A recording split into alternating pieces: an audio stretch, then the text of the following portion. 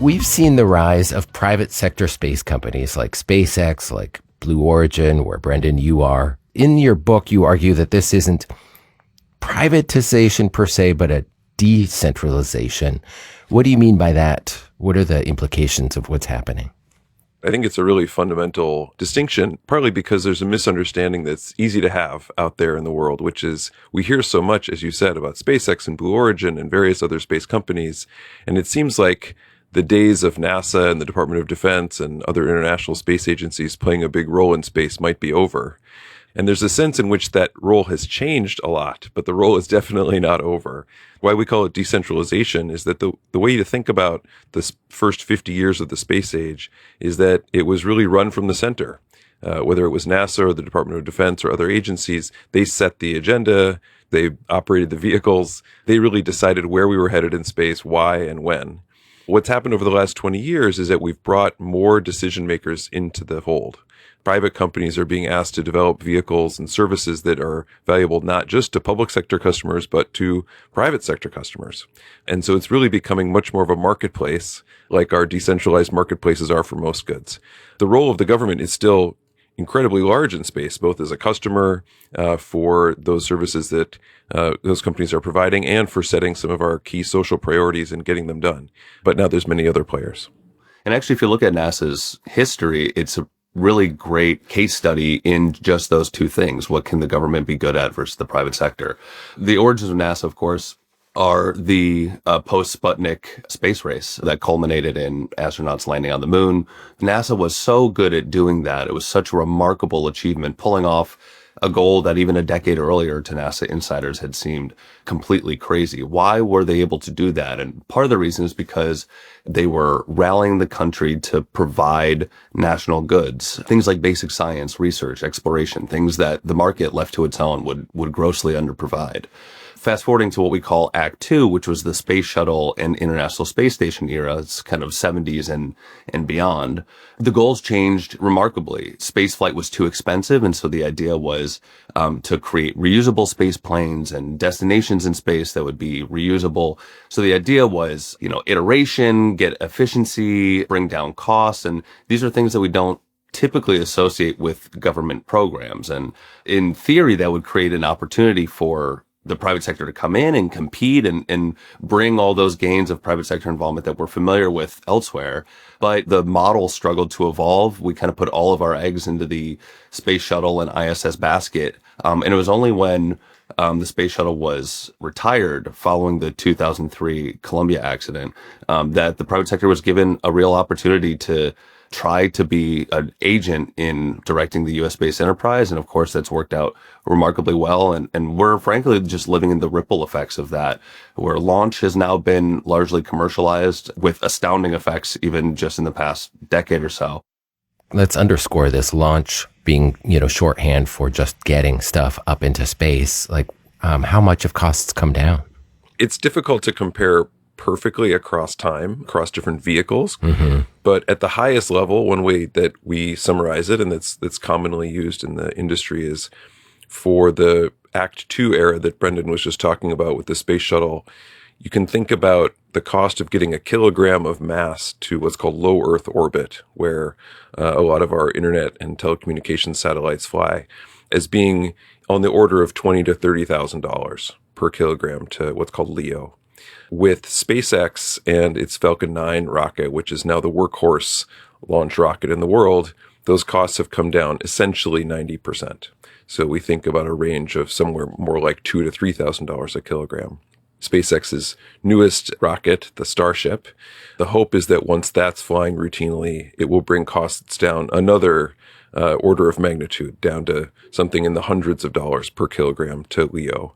So all told, that would be a decline of 99% in launch costs. And it's not just SpaceX. They've been the driving force, but there's a whole host of other launch companies and startups forming, trying to also bring costs down and in different ways provide access to space for satellites and other equipment at much lower cost.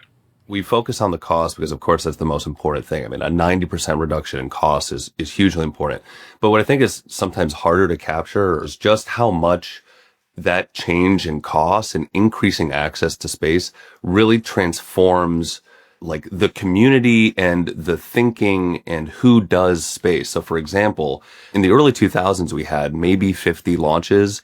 And if you look at who was actually launching on those, it was all national security satellites and commercial satellites from large conglomerate companies. Mm-hmm. And that shaped the ethos and the approach of everyone in the industry. It was extremely risk averse. Planning took years and it was meticulous, and every little bit of risk really had to be burned down before the launch could happen. Part of that just came down to launches were so expensive. If you're going to pay the $100+ million to launch this thing, you better be sure that it's going to work. If you fast forward, last year we had 263 orbital launch attempts from across the world.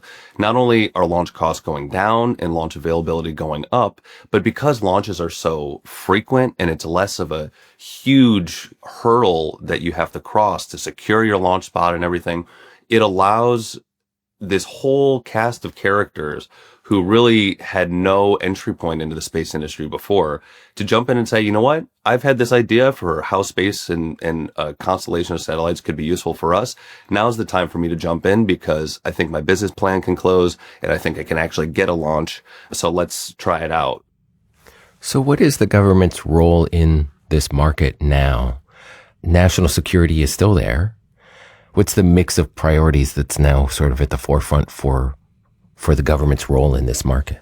Yeah, that is really the question ahead of us. There's so much excitement and opportunity, but also, with a new model come new challenges. So the way that Matt and I have tried to break it down in the book is a three-pronged framework that we think are really the three critical steps that it will take to not only create a robust and growing space economy with huge benefits for everyone back here on Earth, but also to make sure that it's taking us to a place that we want to go. The first step is to continue to establish and reinforce this market approach to space activities, recognizing the strengths of what the private sector can do and increasingly allow more and more private activity, encourage more and more private activity through different government programs and smart investing. We've seen already the launch sector become more and more commercialized, and that's been a real success. More and more we are seeing the satellite sector, satellites that provide connectivity and internet and data and all sorts of things. We're seeing a huge amount of experimentation and value creation in the satellite sector now. So that's an area where there's strong market presence and market growth. I think most consumers have known that, TV programs and everything come over satellite, but now it's like you can't go a day without seeing in your inbox that, an airline is partnering with Starlink or a mobile phone company is using it to get better access in, remote areas. I mean, it's brought the technology to just a lot more companies. It's remarkable. And for me, I think it's reinforcing the idea that at its core, space is just a place. It's a place that we can do certain things and use certain technologies to create value back here on Earth. I think that's a different way of thinking about it than we did, say, during the Apollo era when space we celebrated that it was kind of foreign and dramatic and everything, which is still it still has that frontier allure. But I think the real crux of what's happening now and why we're so excited about it, why two folks who like us who think from an economics perspective are excited about it, is because we think with the market coming in and more companies seeing space as a place of opportunity and value creation, those companies need customers. And for 99% of them, the customers aren't going to be other space companies. It's people on the ground. It's people like you and me. So when you have an army of entrepreneurs and engineers and brilliant space technologists who are all laser focused on using space to create value for you and me and everyone else on Earth, that for me has got to be a recipe for success. So the first step, as I mentioned, was to realize the potential of the private sector and continue to expand the role of markets in space. So that's step one, what we call establish the market. The next step is to recognize that markets are not perfect by any means. They're often very far from perfect, as we all know in our daily lives.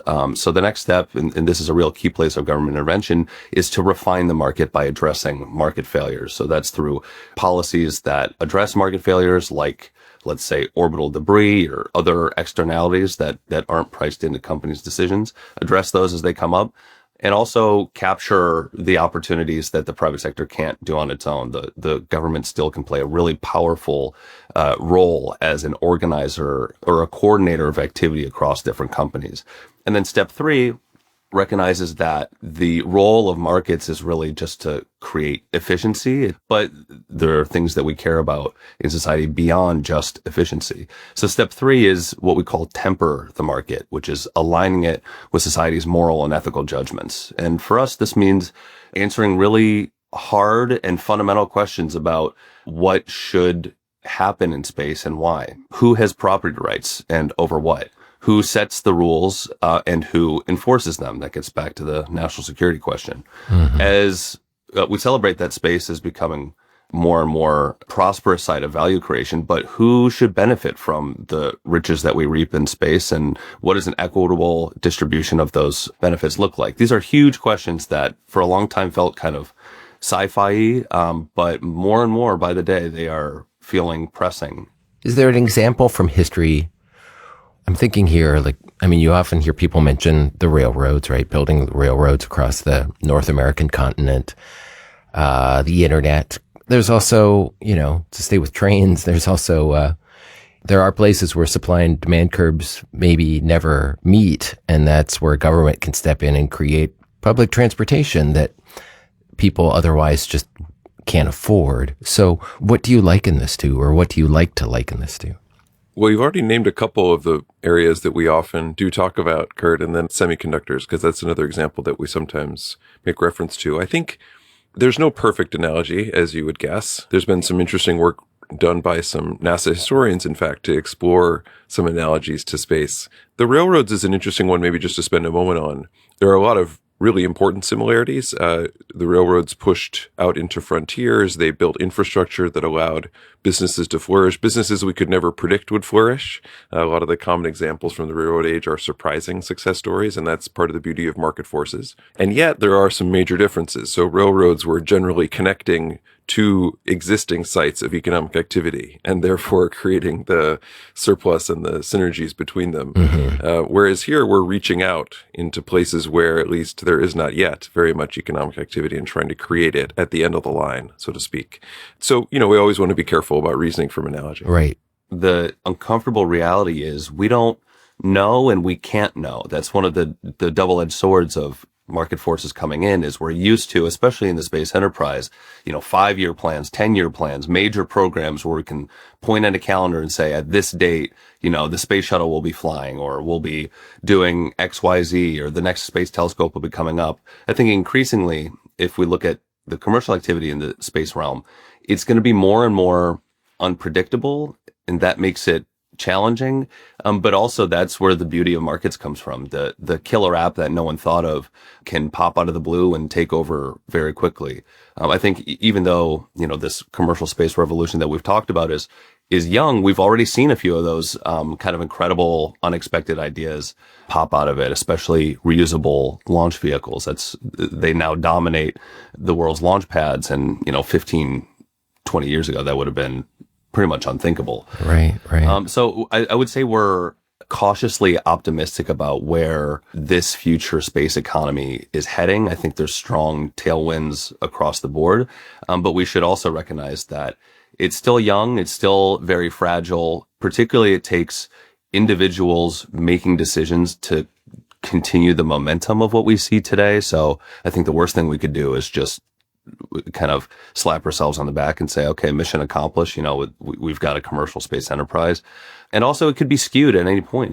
We could have setbacks, the role of different public priorities, because the public sector still plays such an important role in shaping the space economy. Different public priorities could really skew the direction of space activities. So we don't really know where it's going to go, but I think we're hopeful that it will be a real source of value, and one that we look back on and say, we're really glad that this happened.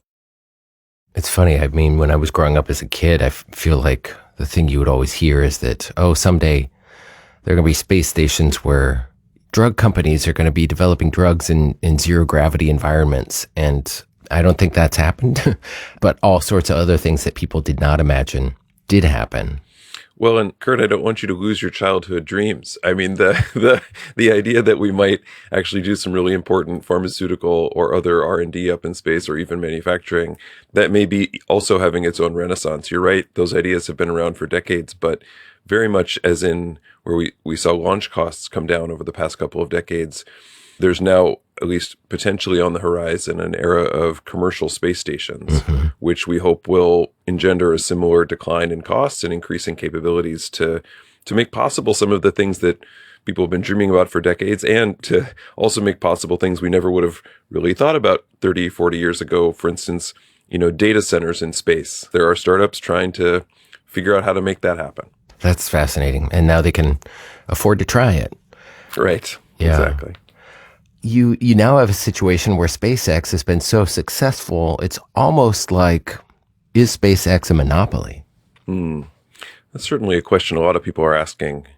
I think with antitrust concerns, it's always a tension, because often you acquire that lead by doing really remarkable things that generate a lot of value for customers. Right. To wit, costs coming down 99%. Right, exactly. And, SpaceX is yet another example of a company that went much faster, farther than I think really anyone could have expected or even hoped in terms of opening up the space sector.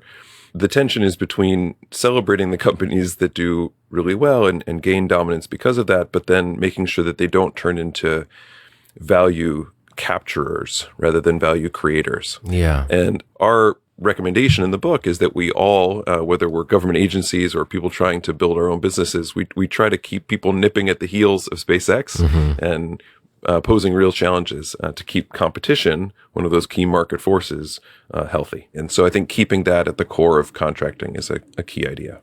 The concern becomes in those programs where they're specifically trying to create competition and bring in new entrants and kind of, let the new guys come in and bring in more competition. When even those contracts are going to SpaceX, as we've seen happen, then I think it starts to get a little bit concerning. But right now, I think we're still in a good point, and I think the government has been forward thinking about this, about being intentional about bringing in competition.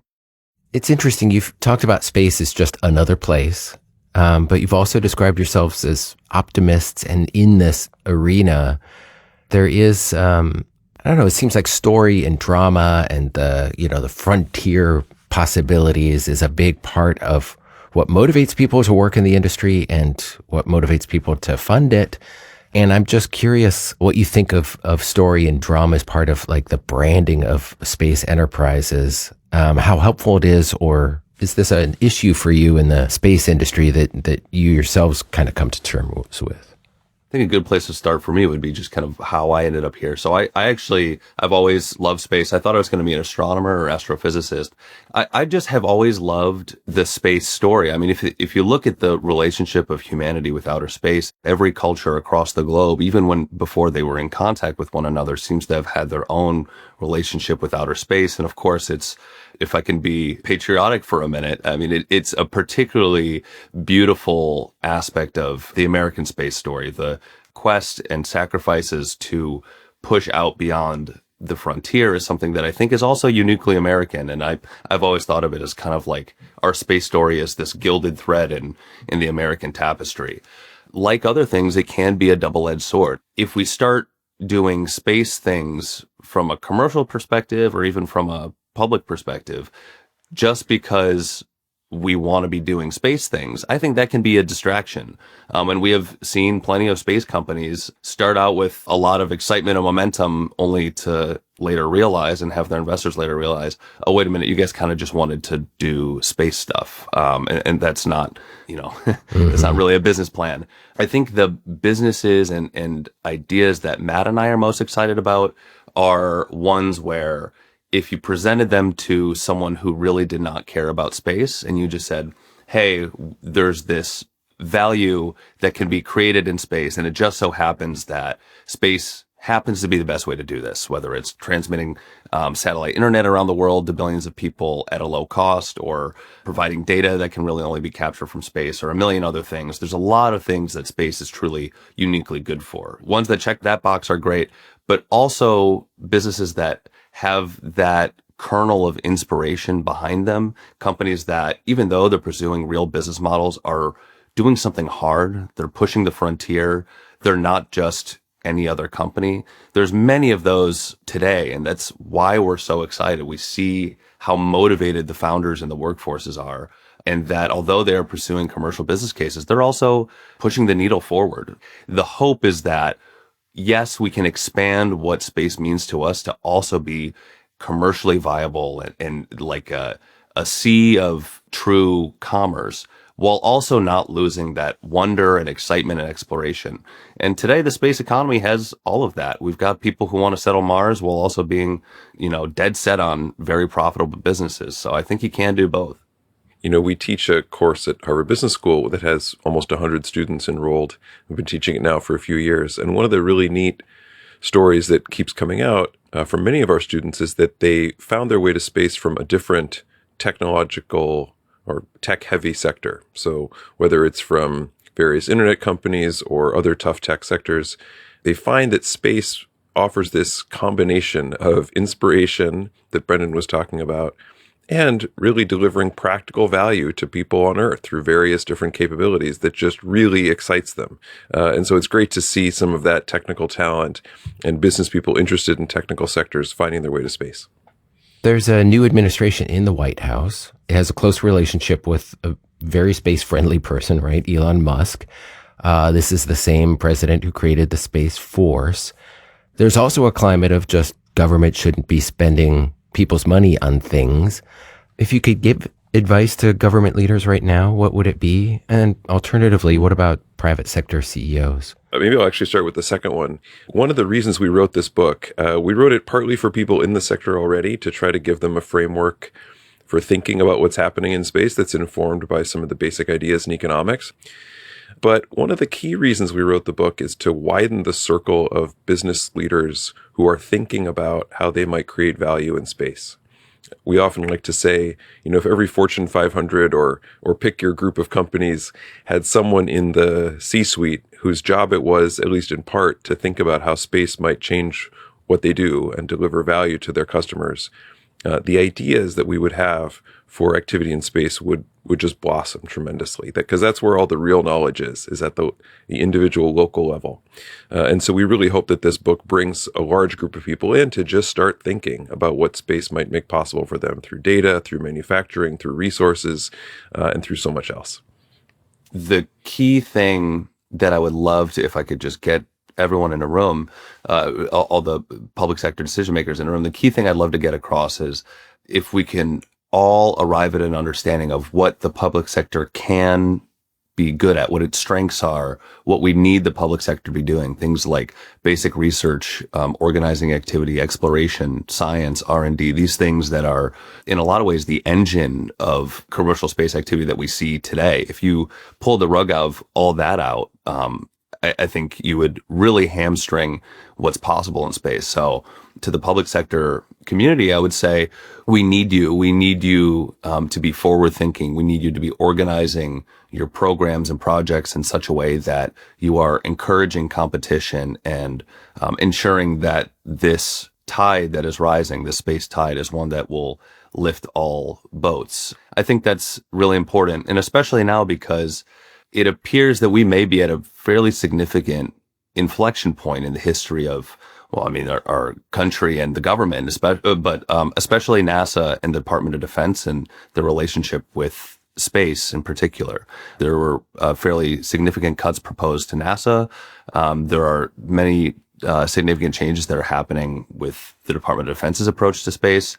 I think some of that can be positive. I think that this change can be good, as long as it is based in a solid understanding of what should the government's role be here and why are we doing it. So I'm hopeful that as we make potentially dramatic changes to NASA and the Department of Defense, that they're smart, that they're enduring, that they're forward thinking, they're ones that allow the commercial sector to kind of have a platform and foundation and then build on that to thrive. Matt and Brendan, this has been really, really fascinating, and it's been a pleasure to have you on. Thanks for coming on the show.